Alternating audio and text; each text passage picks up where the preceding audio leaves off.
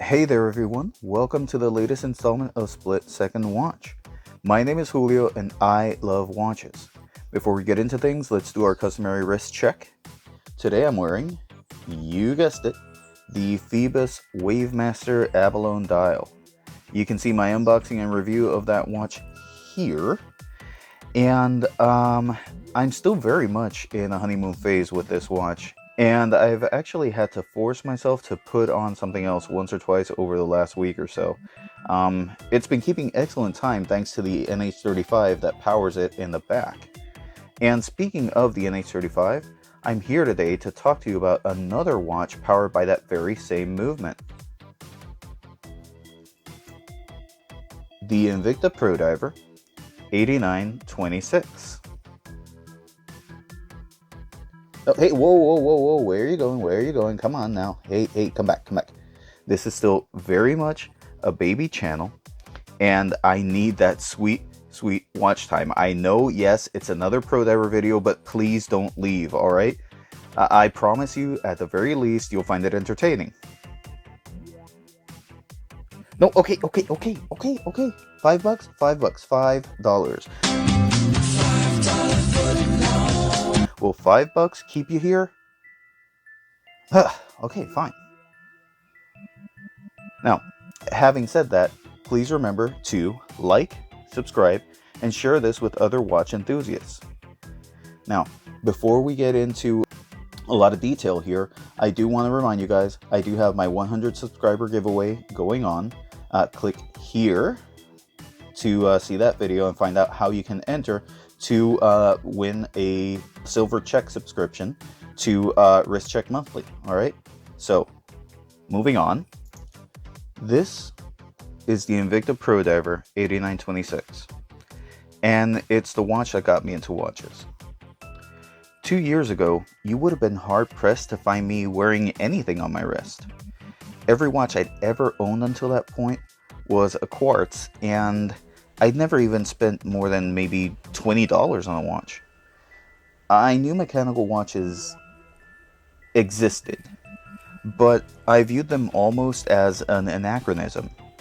It never even crossed my mind to pursue ownership of one, and I scoffed at even the thought of spending absurd amounts of money on such a thing.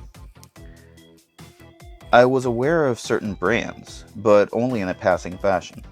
Like, say for example, I knew Rolex existed and that they were very expensive watches, but I saw them more as status symbols than anything else.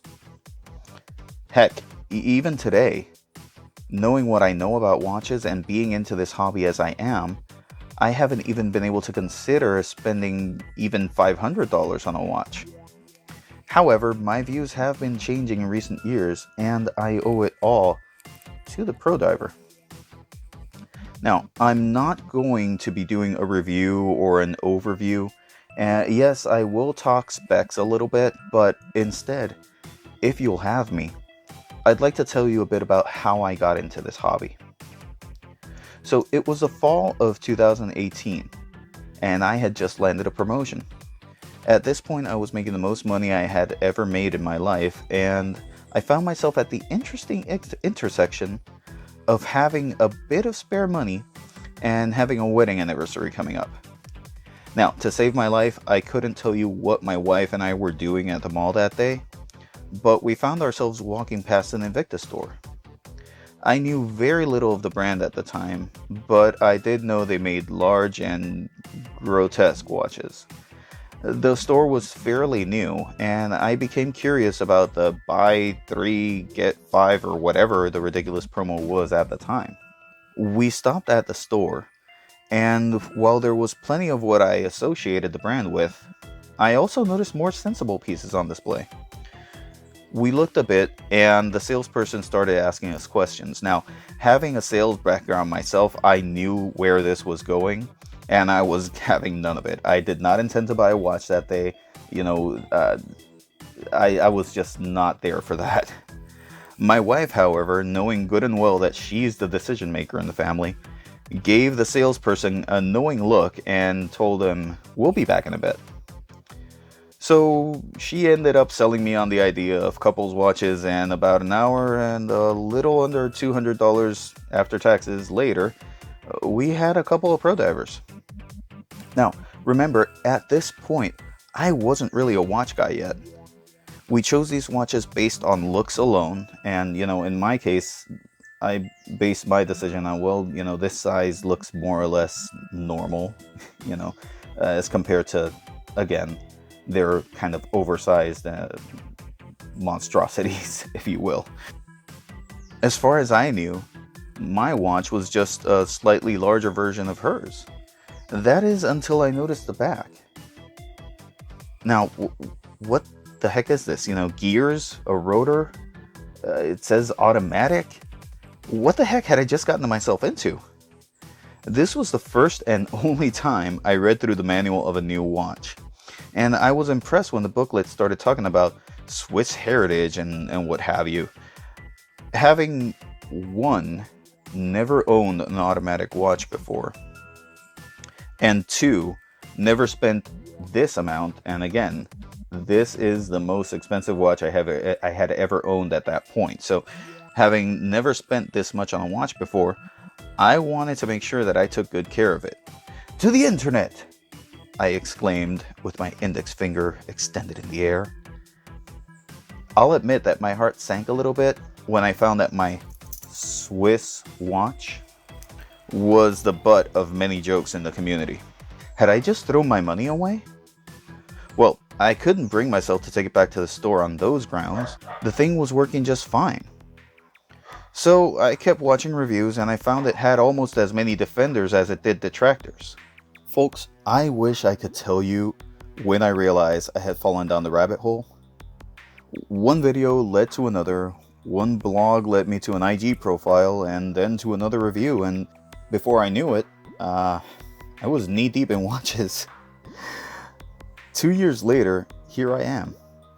I've gone from not wearing a watch ever to never leaving the house without one. And it's all thanks to this guy right here. And I guess that's kind of where I'm going with this video. If I had let the haters get to me, I never would have gotten into this wonderful hobby. I would have never learned about the history, the depth, and the multiple layers there is to this. Different people collect for different reasons, and whatever brings you joy is valid enough. Once I got past the hate, I found that it is really hard to beat the Pro Diver in terms of value for money. A Submariner homage, the Pro Diver has classic measurements at 40mm wide, 13mm thick, and a 20mm lug width. Made of 316L stainless steel, the case and bracelet feature a mix of brush and polish that will seem familiar to anyone that has handled a subby homage at any point. The watch has a mineral crystal, which Invicta calls Flame Fusion, whatever the hell that is, and a Cyclops at the 3 o'clock date window. The dial has a classic subby layout with a triangle at 12, sticks at 9 and 6, a date at 3, and circular markers everywhere else. All markers are applied, not printed. The screw-down crown helps provide it with 200 meters of water resistance, and it's signed. Now, I have a somewhat of a love-hate relationship with the bezel. For this variant, Invicta borrowed a design cue from Omega and went with a scallop bezel, which helps set it aside from other subby homages with their coin edge bezels, more closely mimicking the Rolex that they are trying to resemble. However, it has practically no grip and quite a bit of back play. And, it's really tough to get a grip on this thing. You kind of have to press your fingers, onto it, and then you can get it to rotate. But if you grab it by the sides, you can see your fingers really kind of slip and slide a little bit. It's not very useful in that sense. The Mercedes hands help to complete the Submariner homage look, but that's about where the similarities end. The things I find myself most enjoying about this watch are where Invicta took some liberties with the design as to make the homage their own. I just love the counterbalance on the second hand. It's got that little wing design from their logo. And I already mentioned how visually pleasing, if impractical, I find the scallop bezel. One of the most unique signed rotors I've ever seen is on this watch. And one of the more polarizing design choices, the etched logo on the case side right there. Now, make no mistake, this is a bargain watch. They cut costs in a bunch of different places and it shows. You have hollow end links. You have a pressed clasp. And you have loom that is frankly nothing to write home about. Another place where they cut costs is the movement. As I mentioned at the beginning, this watch is powered by a Seiko Instruments NH35. It's a cheap movement, but damn it if it doesn't get the job done. It has hacking, so the second hand stops, allowing for precise synchronization to a second time source. It hand winds, so you can top off the movement before putting the watch on if it's been sitting for a while. Has 24 joules and it beats at 21,600 beats per hour, which provides those 6 ticks per second and that sweeping second hand. And it has a 41-hour power reserve and a bidirectionally winding rotor. While it's cheap in cost, it's certainly not cheap in value. And that's really what it's about with this one. If this were a $200 or $300 watch, it would be armed robbery. But you can find them all day long for anywhere between $80 and $100. Now, I understand the Invicta hate. I really do. They brought us this, and oh god, kill it with fire! Their pricing strategy is somewhat underhanded. Remember the whole buy 3 get 5 deal I was mentioning at the beginning? Well, they get away with that because the MSRP for their watches is ridiculous. They inflate the retail and then they always have a sale going on. But they still make money because the watches just aren't that expensive to produce. This Pro Diver retails for $495 and I promise you, absolutely no one has ever paid that for one. And hit me up in the comments if you have, because I got a bridge to sell you. So, in conclusion, the Pro Diver isn't perfect, and not by a long shot, but it's the watch that got me into watches, and it will always hold a special place in my heart because of that. I ended up actually owning 2 more Invictas, which may or may not showcase in future episodes. But for now, that'll be today's episode. If you like this video, do me a favor and smash that like button below.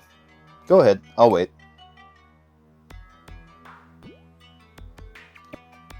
Okay, please smash that like button below.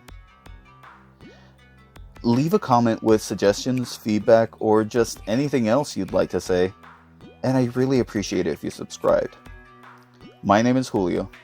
Stay safe, mask up, and remember, be kind to each other because life can change in a split second.